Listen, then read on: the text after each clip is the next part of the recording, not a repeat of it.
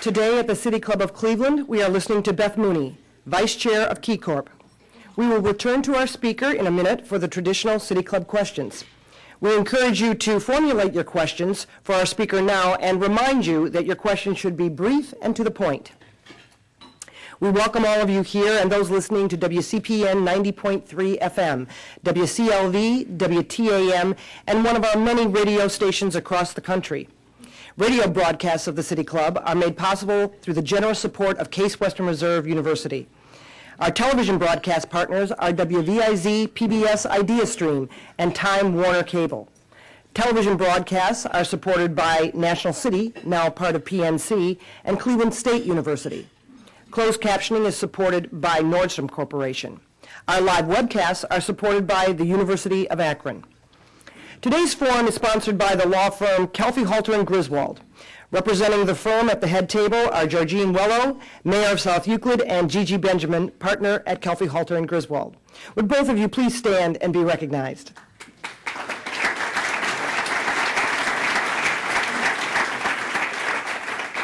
Today is also the Cyrus Eaton Memorial Forum, thanks to a generous gift from the Cyrus Eaton Foundation. We are pleased to welcome to our forum today students who are here as part of our City Club student program. Participation of these students is made possible by a generous grant from the Loeb Foundation. Today we welcome students who are here from Notre Dame Cathedral Latin High School. Will the students please stand and be recognized?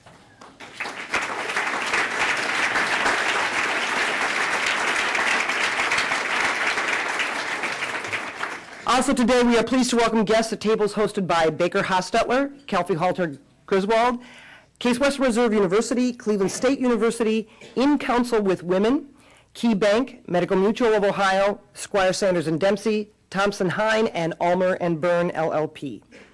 Now we would like to return to our speaker for our traditional City Club question and answer period. We welcome questions from everyone, including guests. Holding the microphone today is PR and Program Manager Carrie Miller and Assistant Development Director Marcella Brown. Now, first question, please. If you were on the board of Federal Reserve, under what conditions would you start to raise interest rates? My name's not Ben, but I think this is going to be one of the big balancing acts of the Federal Reserve over the next year. I think everything that you read suggests that near term there are more deflationary pressures than there are inflationary pressures, and typically they look at interest rates as a way to curb inflation. I think the countervailing pressure is going to be around the level of debt and foreign interest in our debt and its interest rates that it carries. So I think we've got a bit of a tension between when is going to be the right time, and then the old historical thing we learn is if you raise rates too quickly and it starts to stem what was economic recovery, you can actually stun its growth or impair the course of a recovery. If you listen and read the Fed speak, they are certainly indicating that in the near term they have no intention of raising rates and that they are starting to put expectations out at least a year into the third or fourth quarter of 2010 before they will. But they always reserve the right. So I would vote, if I got to, that if we could have a period of low interest rates for some continued period of time to make sure that we get that economy on a solid footing, and I got to make that decision based on what I know today, that's what I would advocate.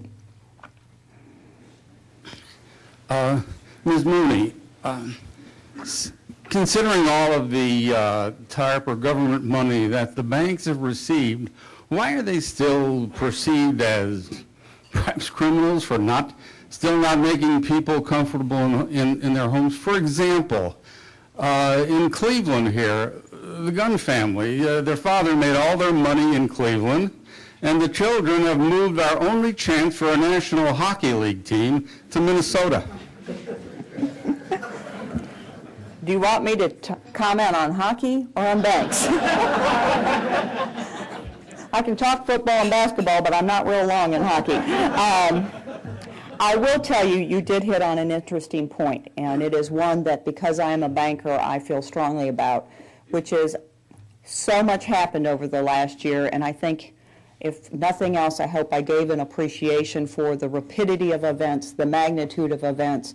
It would be hard for anyone to have a good appreciation or understanding.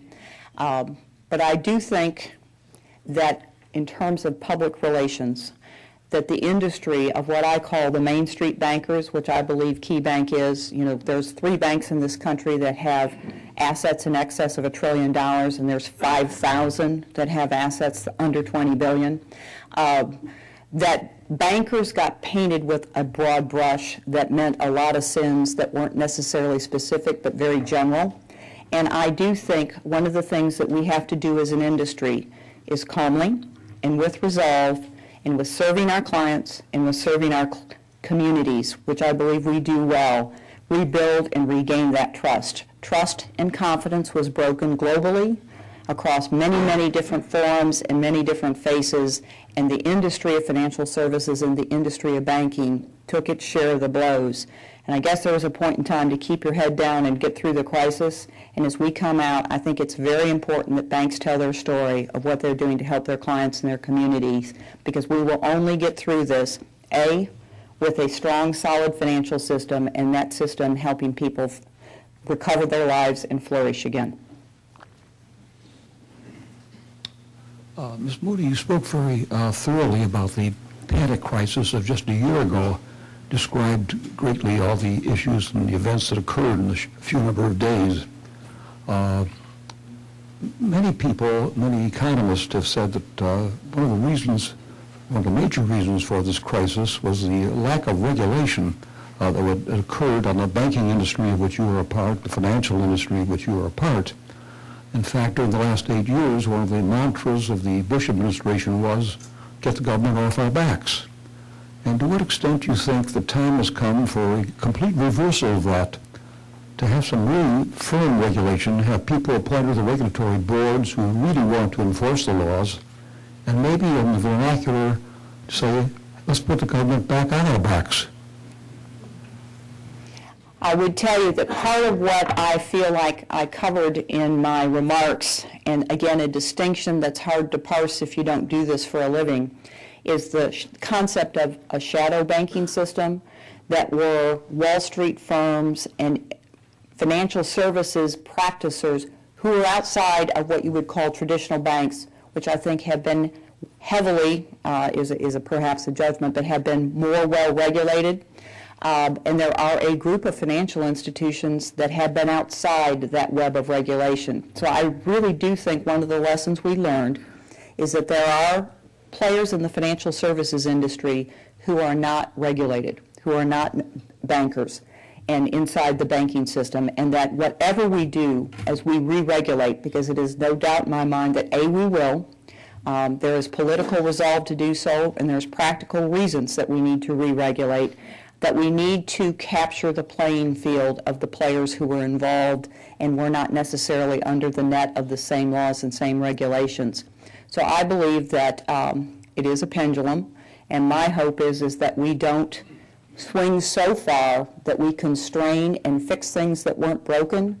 And on the other hand, I do recognize we have to capture where the system broke down and find ways to fix it. And I think one of the biggest things that will come out of reform is a systemic regulator, which would be an entity or a body that can look across the industry, not just down whatever it is they're charged with regulating, and make sure that to the extent, because if you look back, there will be evidences that there were cracks in the dike along the way, but there was no true systemic regulator who could step back and get a sense of the broader risk picture, and I think that is one of the things that we need out of re-regulation.